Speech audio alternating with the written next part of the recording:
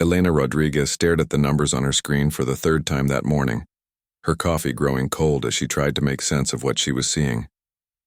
The data from the Deep Space Telescope showed something impossible happening in the void between stars, something that made her hands shake as she typed new commands into her computer.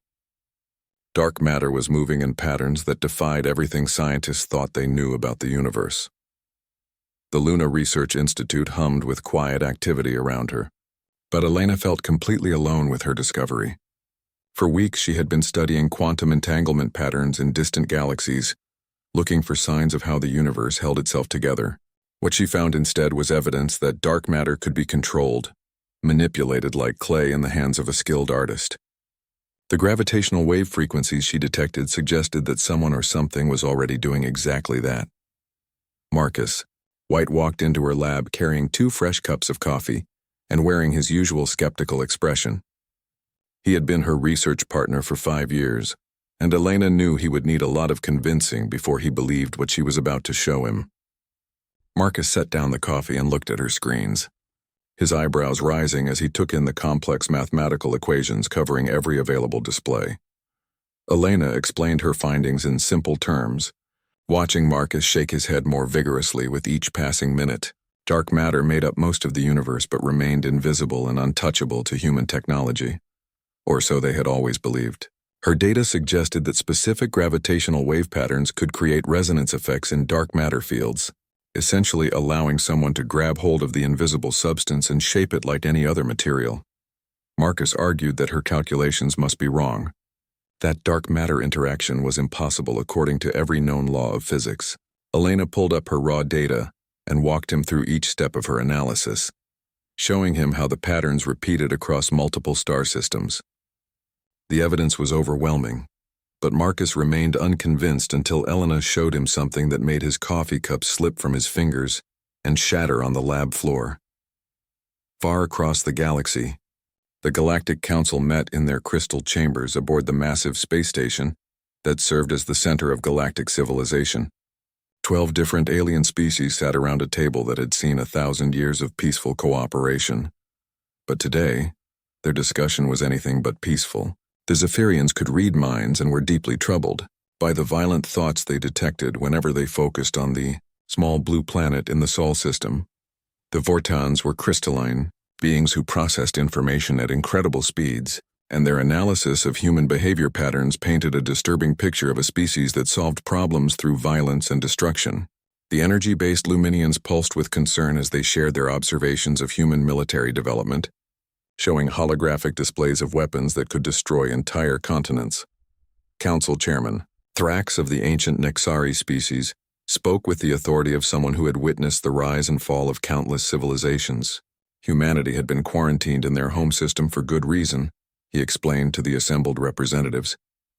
Every attempt to contact them had resulted in aggressive responses, and their rapid technological advancement suggested they would soon become a threat to galactic peace.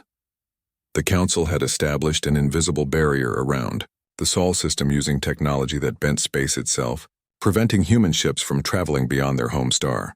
For 50 years this quarantine had held, keeping the dangerous humans trapped while the galaxy enjoyed peace and prosperity. But recent sensor readings suggested that something was changing in the human system, something that made even the most advanced Council members nervous. Back on Luna, Elena worked through the night in an abandoned section of the research facility, building her first prototype dark matter manipulator from spare equipment and pure determination. The device looked like a mess of wires and crystal components, but Elena knew it represented the most important scientific breakthrough in human history. If her calculations were correct, this machine could touch the invisible foundation of the universe itself. Her first test was small and careful, just a tiny pulse of gravitational waves aimed at a point in empty space. The result was barely visible, a slight shimmer in the air like heat waves rising from hot pavement. But Elena nearly fell out of her chair when she realized what she was seeing. The gravitational field around her equipment had changed, creating a bubble of distorted space-time that bent light around its edges. The implications hit her like a physical blow to the chest. If dark matter could be manipulated, then faster-than-light travel was possible by sliding through the dark matter network that connected all parts of the universe. Energy generation could be revolutionized by tapping into the vast dark matter fields that surrounded every star. Even more disturbing, weapons of unimaginable power could be created by using dark matter to bend space and time itself. Admiral Susan Blake received the encrypted message from Luna at her office in the United Earth Space Command headquarters on Earth. As head of humanity's military space operations, she had learned to pay attention when brilliant scientists sent urgent communications marked with the highest security classifications. Elena's message was brief but contained enough technical data to make the Admiral realize that everything had just changed. Elena built a larger prototype in secret, working in an abandoned asteroid mining facility that drifted in the cold darkness beyond Neptune. Her new device was the size of a shipping container and required enormous amounts of power. But when she activated it, the results exceeded her wildest expectations. A small probe equipped with dark matter field generators achieved faster-than-light travel, covering the distance from Neptune to Pluto in just 3 hours. What Elena didn't know was that her experiment had sent ripples through the dark matter web that connected every galaxy in the known universe. The Galactic Council's most sensitive instruments detected these ripples immediately, and the readings sent panic through their crystal chambers. A primitive species had just achieved something that the Council considered theoretically impossible, and their quarantine of the Sol system suddenly seemed woefully inadequate. The probe's successful faster-than-light journey changed everything for humanity, though most people didn't know it yet. Elena sent her data to Admiral Blake and watched as the implications spread through Earth's military leadership like wildfire. Humanity was no longer trapped in their home system, and with dark matter manipulation, they could build ships and weapons that would make them the equals of any alien civilization. As Elena stood in her secret laboratory, watching readouts that proved humans could control the fundamental forces of the universe, she had no idea that her discovery would soon plunge the galaxy into the greatest war it had ever seen. The dark matter ripples from her experiments were still spreading outward, carrying news of humanity's breakthrough to civilizations that had spent millions of years believing such technology was impossible, and their response would reshape the cosmos forever.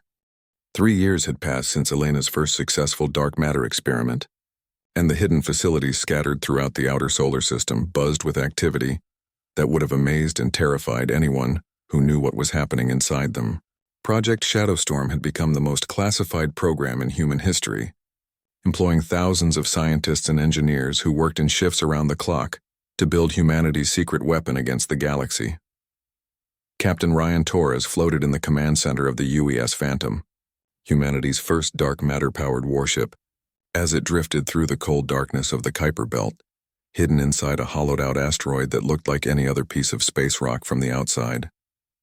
The ship itself defied everything humans thought they knew about physics, its hull partially existing in normal space and partially phased into the dark matter realm that connected all things. Ryan had been a test pilot for 15 years, but nothing had prepared him for the sensation of piloting a ship that could slip between dimensions at will. When the Phantom phased into dark matter space, reality became strange and fluid around them, with stars appearing as dim ghosts and normal matter becoming as insubstantial as shadows. The ship could travel faster than light by riding the dark matter currents that flowed between galaxies like invisible rivers. Elena Rodriguez had become the chief scientist of Project Shadowstorm, and her laboratory complex stretched through a series of connected asteroids that had been completely hollowed out and converted into research facilities. Her latest breakthrough allowed ships to become partially intangible by shifting their atomic structure into dark matter resonance, making them nearly impossible to detect with conventional sensors and able to pass through solid barriers, like they weren't there. The weapons Elena had developed were unlike anything that had ever existed in the galaxy. Gravity bombs could create localized black holes that consumed enemy ships from the inside out, while dimensional torpedoes could phase through shields and armor to detonate directly inside enemy vessels. Most terrifying of all were the reality shapers, weapons that could alter the fundamental laws of physics. In small areas of space, Commander Lisa Parker oversaw the construction of humanity's secret fleet from a massive shipyard built inside a captured comet that orbited beyond Pluto. 12 enormous dreadnoughts took shape in the artificial caverns, each one larger than any ship humanity had ever built before. The vessels were constructed using dark matter manipulation techniques that allowed them to be both incredibly strong and impossibly light. The shipyard itself was a marvel of human engineering, with manufacturing systems that could shape dark matter into solid constructs and assembly robots that existed partially in both normal space and the dark matter realm. Lisa watched as the hull of the flagship UES Leviathan grew day by day, its dark metal surfaces rippling with energy patterns that hurt to look at directly. Far across the galaxy, the Galactic Council grew increasingly alarmed as their most sensitive instruments detected more and more dark matter disturbances coming from the direction of the Sol system. The ripples in spacetime suggested that the humans were not only experimenting with impossible technology, but were building something large and dangerous with it. Ambassador Keltar of the Zephyrian stood before the council chambers and shared the telepathic impressions he had gathered from long-range mental scans of the human system. The minds he touched were filled with determination and barely controlled excitement, emotions that suggested humanity was preparing for something momentous. The mental barriers around the most important humans had also grown stronger, as if they were being protected by some kind of psychic shielding. High Counselor Vexara of the Vortans processed data at superhuman speeds and presented her analysis to the assembled aliens. The pattern of dark matter disturbances indicated that humanity was not just experimenting with the impossible technology, but was actively constructing what appeared to be a substantial fleet of vessels using principles that the Council's greatest scientists couldn't understand. The Council faced a decision that would determine the fate of the galaxy. Chairman Thorax called for an immediate military response, arguing that humanity had to be stopped before they became too powerful to contain. The debate raged for days as different species argued for various approaches, but eventually fear won out over caution, and the Council authorized the largest military fleet in galactic history. The call went out across the galaxy, summoning warships from every member species of the Galactic Council. Massive Vortan crystal ships began moving from their homeworlds, while Zephyrian mine ships gathered in staging areas near the galactic core. The Luminians contributed their energy vessels that could convert matter directly into devastating beams of pure force, and dozens of other species added their own unique technologies to the growing armada. Admiral Susan Blake stood in the command center of the secret base hidden on Earth's moon, watching as intelligence reports confirmed her worst fears. Humanity's hidden listening posts throughout the solar system had intercepted alien communications that made it clear a massive fleet was being assembled to destroy Earth and everyone on it. The aliens weren't planning invasion or conquest, but complete extermination. The race was on between humanity's secret construction efforts and the approaching alien fleet, and Blake knew they might have only months before 10,000 enemy ships arrived at Earth's doorstep. She sent urgent messages to every Shadowstorm facility, ordering them to accelerate their work regardless of the risks involved. Humanity's survival depended on completing their impossible fleet before the galaxy's combined forces could overwhelm them. Elena made a disturbing discovery as she pushed her dark matter experiments to their limits. The technology seemed to have a will of its own, responding to human emotions and intentions in ways that suggested it might be more than just advanced physics. When technicians became angry or afraid while working with dark matter equipment, the readings would spike in dangerous directions, and she began to wonder if they were dealing with something that was actually alive. Ryan completed the first live fire tests of the Phantom's weapon systems, targeting abandoned asteroids in the outer solar system, and watching in amazement as the gravity bombs simply erased their targets from existence. The reality-shaping weapons were even more disturbing, creating areas of space where up became down and cause came after effect, zones of twisted physics that would drive any normal person insane.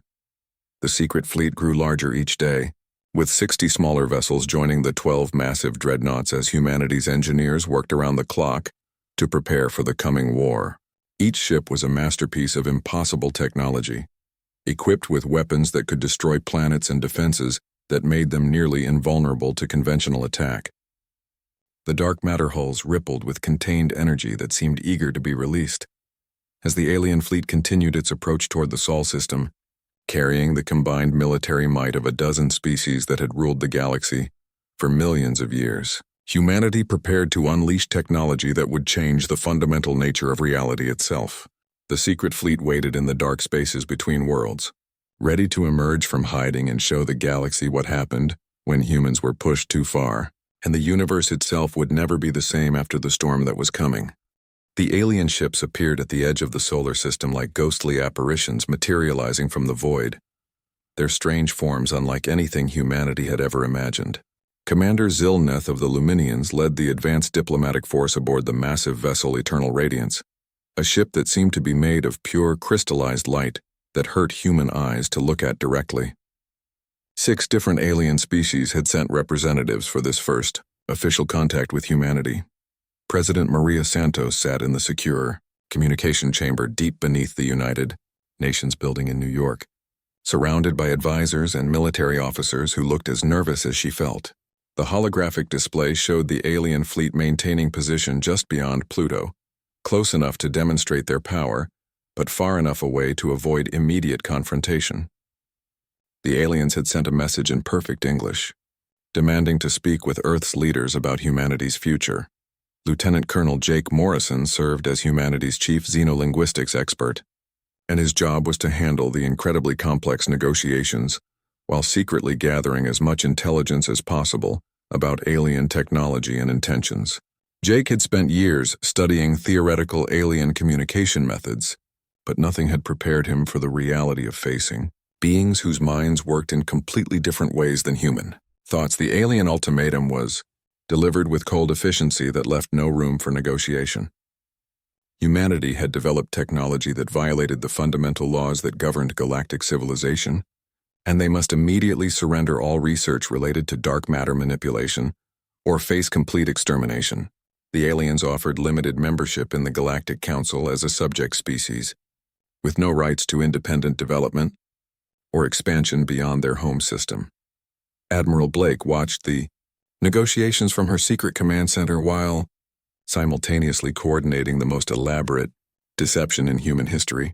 Every word spoken to the aliens was carefully calculated to buy time, while humanity's secret fleet prepared for the coming battle.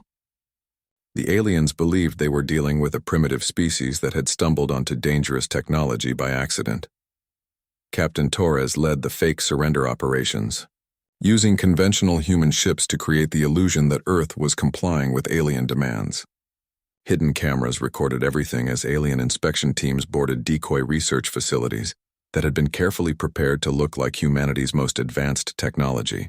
The real dark matter facilities remained completely invisible to alien sensors. Elena Rodriguez studied the alien technology from hidden sensors placed throughout the solar system, and what she discovered changed everything about humanity's understanding of their enemies. The alien ships relied entirely on conventional physics and energy manipulation techniques that were millions of years old but fundamentally limited by their understanding of how the universe worked. The aliens had never encountered dark matter manipulation because they viewed it as impossible according to their scientific principles, like trying to grab hold of empty space itself. Their technology was incredibly advanced but worked within the normal rules of physics, using fusion power and antimatter weapons that were impressive but predictable. They had no defense against weapons that attacked from outside normal spacetime. Engineer Neil Carter worked day and night to complete humanity's ultimate weapon systems, devices that could manipulate dark matter fields to create localized gravitational anomalies that would tear apart enemy ships from the inside. The gravity bombs worked by turning a vessel's own mass against it, creating microscopic black holes within the enemy hull that would consume the ship completely within seconds. The deception grew more elaborate as weeks passed, with human actors playing the role of defeated scientists while alien overseers believed they were dismantling humanity's dangerous research programs. Hidden cameras captured detailed information about alien technology and behavior patterns, data that Elena used to design weapons specifically calibrated to exploit weaknesses in their defenses and power systems.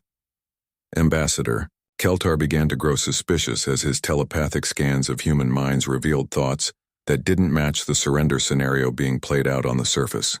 The mental barriers protecting key humans had grown stronger, and the emotional patterns he detected suggested that humanity was hiding something significant from their alien overseers, but he couldn't penetrate deep enough to determine what. The main Galactic Council fleet accelerated its approach toward the Sol system as reports from the advance force suggested that humanity was complying with their demands but might be planning some kind of resistance. 10,000 warships representing the combined military might of 12 species began their final approach, confident that they could crush any opposition that primitive humans might offer. Humanity's greatest gambit began when they allowed a small alien occupation force to establish bases on Mars and Luna, maintaining the perfect illusion that Earth had surrendered completely to galactic authority. The aliens set up monitoring stations and weapon platforms, believing they were securing a defeated enemy while actually walking into the most elaborate trap in galactic history. The dark matter fleet moved into position during this period, using their ability to phase between dimensions to remain completely undetectable while surrounding the alien occupation forces.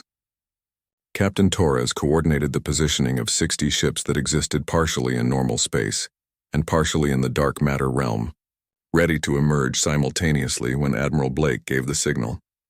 Elena made a disturbing discovery about the true power of their weapons during the final preparations for battle. The dark matter manipulation technology appeared to be affecting the fundamental structure of space-time itself, creating permanent changes in the fabric of reality that might have consequences nobody could predict. The weapons they had built might accidentally damage the universe in ways that could never be repaired. The alien commanders grew increasingly confident as their main fleet approached the Sol system, expecting to find a conquered human civilization awaiting final judgment. Their advanced scouts reported that all human resistance had been eliminated and that Earth's population was preparing to accept galactic oversight. They had no idea that humanity's secret fleet was already in position and ready to unleash technology that would change the balance of power in the galaxy forever. President Santos delivered humanity's final message to the approaching alien fleet, a carefully worded surrender that concealed the true meaning behind diplomatic language that only human leaders would understand. To the aliens, it sounded like complete capitulation, but to humanity's military commanders, it was the signal that the greatest deception in history was about to be revealed in the most devastating way possible. As the massive alien fleet entered the outer regions of the Sol system, confident in their overwhelming superiority and certain that humanity posed no threat to their ancient civilization, they had no way of knowing that they were flying directly into a trap that would demonstrate the terrible price of underestimating human determination and ingenuity, and the universe itself was about to learn what happened when humanity was pushed beyond the breaking point. The main Galactic Council fleet emerged from faster-than-light travel at the edge of the Sol system, like a swarm of metal locusts that blotted out the stars. 10,000 warships representing every species in the galaxy, and carrying enough firepower to reduce entire worlds to cosmic dust.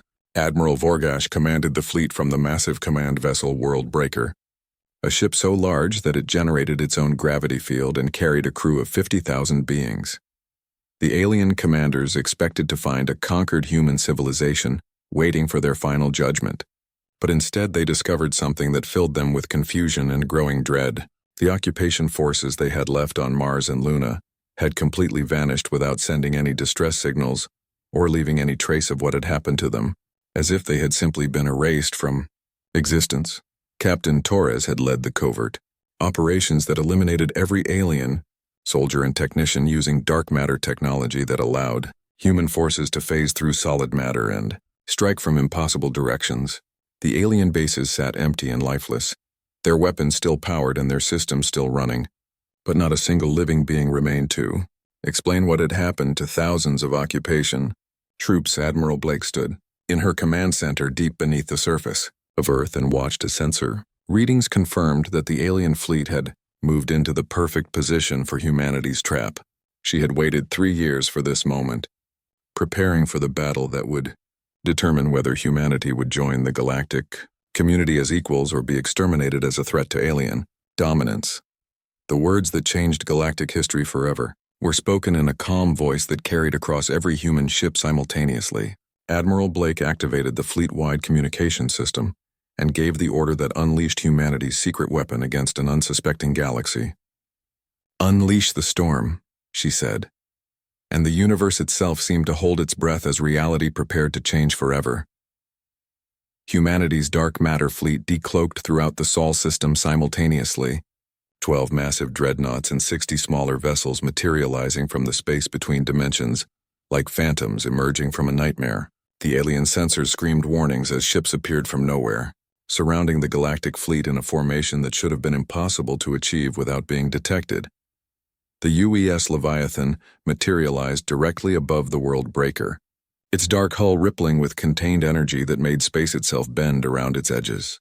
Commander Sarah Logan stood on the bridge of her flagship and looked down at the alien command vessel that was 10 times larger than her ship. But she felt no fear because she knew that size meant nothing when reality itself was your weapon. The battle began with a display of impossible technology that defied everything. The galaxy thought it knew about physics and warfare. Human ships phased in and out of normal space, attacking from angles that didn't exist and firing weapons that ignored shields and armor completely. Elena's gravity bombs tore through alien formations like invisible hurricanes, turning proud warships into twisted wreckage in seconds. Captain Torres piloted the UES Phantom through the heart of the alien fleet, his ship becoming intangible as it passed through enemy vessels and emerged on the other side to fire devastating gravitational salvos that crushed ships from the inside out. The aliens had no defense against attacks that came from outside normal spacetime, and their return fire passed harmlessly through targets that existed partially in another dimension. The TIE Galactic Council forces found themselves fighting an enemy that broke every rule of warfare they had ever known. Human ships appeared inside their formations without warning, fired weapons that created miniature black holes, and vanished again before retaliation was possible. The carefully coordinated alien fleet formations collapsed into chaos as commanders tried to target enemies that existed in multiple dimensions simultaneously. Elena's most devastating weapons came online. As the battle intensified, reality-shaping devices that altered the fundamental laws of physics in localized areas around enemy ships. Alien vessels found themselves trying to maneuver in regions where up had become down and cause followed effect, while their crews went insane trying to understand what was happening to the universe around them. The Zephyrian mind ships tried to use their telepathic abilities to coordinate a defense, but they discovered that human thoughts had become strangely protected by the dark matter fields surrounding their vessels. When the aliens attempted to read human minds, they encountered barriers of twisted spacetime that reflected their mental probes back at them with devastating force. Commander Logan led the assault on the alien command ships, her vessel diving through formations of crystal warships that shattered like glass when exposed to gravitational weapons designed specifically to exploit the weaknesses Elena had discovered in alien technology. The Vortan ships tried to process combat data fast enough to respond, but human attacks came from directions their computers couldn't calculate. Within 6 hours of battle, 8,000 alien vessels had been destroyed or disabled by a human fleet that numbered less than 100 ships. The impossible had become reality as humanity demonstrated that advanced technology meant nothing when your enemy could rewrite the rules of existence itself. The survivors of the galactic fleet began a panicked retreat that would carry news of humanity's power to every corner of the galaxy. The destruction of the world breaker marked the moment when the balance of galactic power shifted forever. Captain Torres phased his ship directly into the alien flagship's core, where the massive vessel's own fusion reactors provided the energy for a dark matter bomb that created a temporary rift in spacetime itself. The explosion consumed everything within 1,000 kilometers and left a scar in reality that would never heal. Admiral Vorgash died not understanding what had destroyed his fleet. His final thoughts focused on the impossible sight of human ships that existed in multiple dimensions simultaneously and fired weapons that seemed to remake the universe with each shot. The technological superiority that had given the Galactic Council dominance for millions of years proved worthless against enemies who had learned to manipulate the fundamental forces of creation.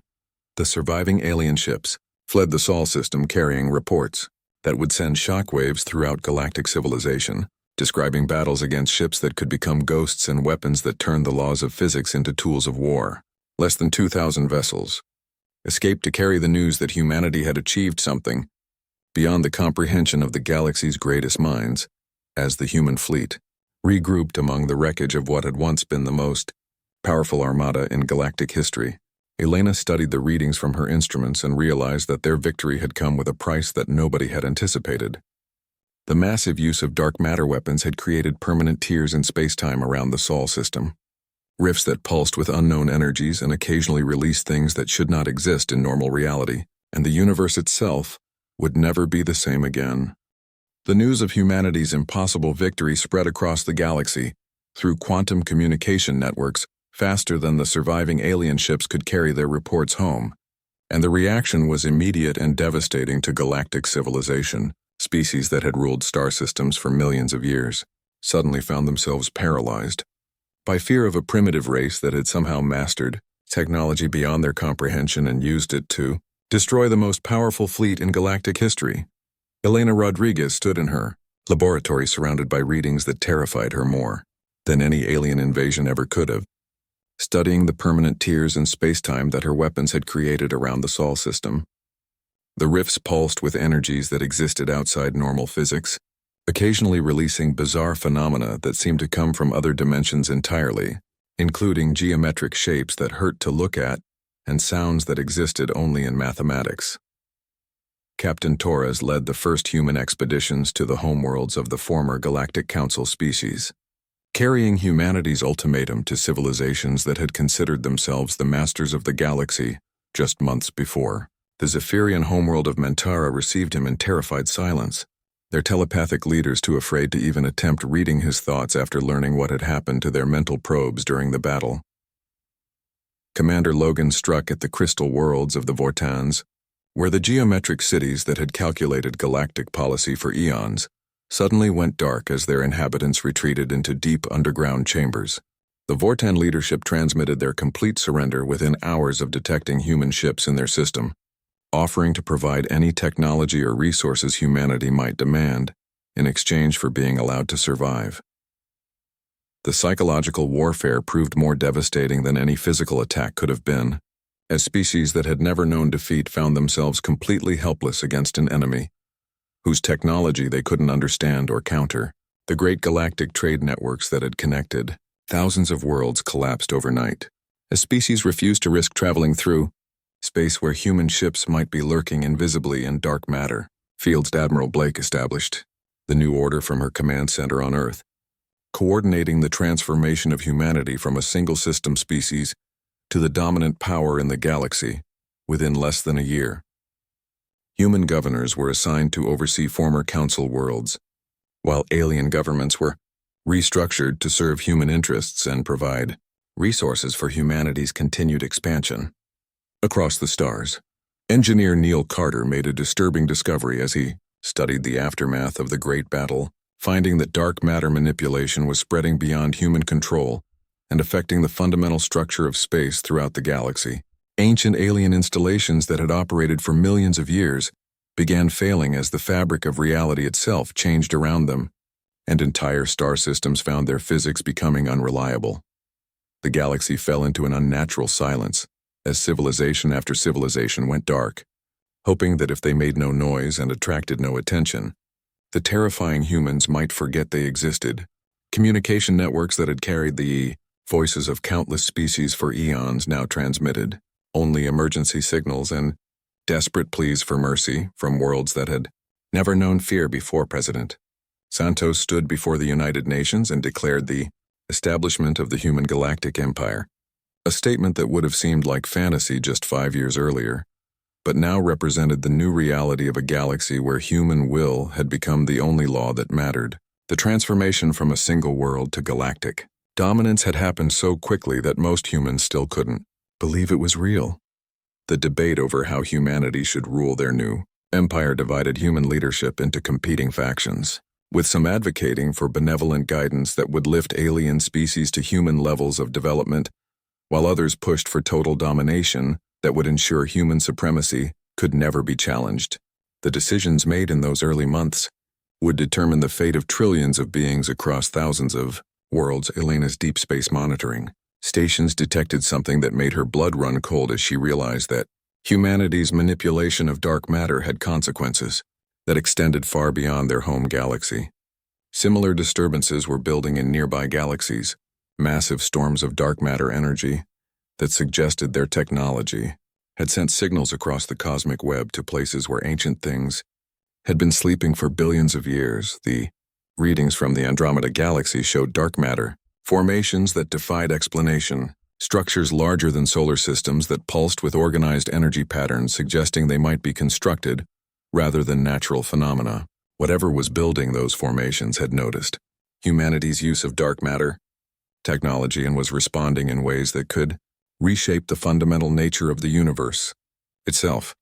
Human patrol fleets spread throughout the galaxy, maintaining order in a civilization that had been built over millions of years, but now cowered in terrified silence before the species that had learned to rewrite reality itself. The ships moved like ghosts between stars, their dark matter hulls invisible to most sensors and their crews carrying weapons that could unmake entire worlds if resistance was encountered. The ancient Nexari archives revealed warnings about dark matter manipulation that had been written by civilizations that predated the current galactic community by billions of years, species that had apparently learned to control the invisible forces of the universe, but had paid a price that led to their complete disappearance from normal space-time. The warning spoke of entities that lived in the spaces between galaxies and fed on disrupted reality. Elena stood before the massive displays in her laboratory and watched as sensors detected movement in the void between galaxies, vast shapes that existed partially in dark matter space and partially in dimensions that human mathematics couldn't describe. The things approaching from Andromeda were larger than anything that should be able to exist, and their arrival would test whether humanity's mastery of dark matter technology was enough to face beings that had been manipulating reality. Since before Earth formed, the galaxy that had once buzzed with the voices of countless civilizations now lay silent and still, waiting to see what would emerge from the cosmic storm that humanity's ambition had unleashed. Human ships patrolled the darkness between stars as masters of a realm that no longer dared to shine.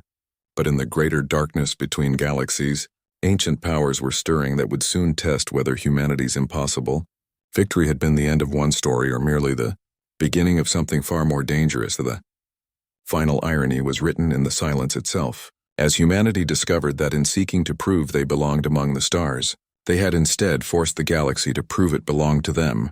But the universe was vast and full of things that had been waiting in the dark spaces between realities for someone to make enough noise to wake them up. And humanity's storm had been heard across distances that even light had never traveled.